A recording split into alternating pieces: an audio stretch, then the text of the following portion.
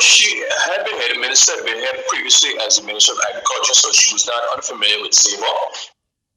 But in this capacity, it was the first time. And it was my opinion that she was very well informed of the issues that are impacting the poverty and pensioners.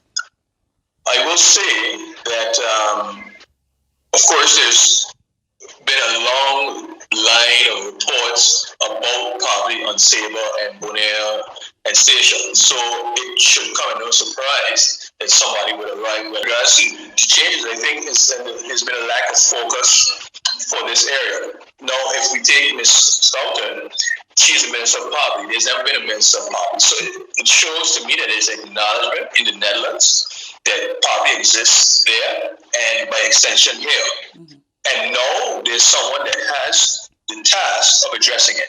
So I do expect that there will be structural changes.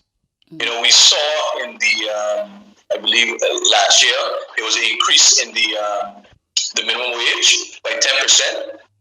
And I hope that we will only see further increases, and especially based on the fact that we're seeing a significant increase in the cost of living on these islands in line with what's happening in the rest of the world. And that needs to be addressed.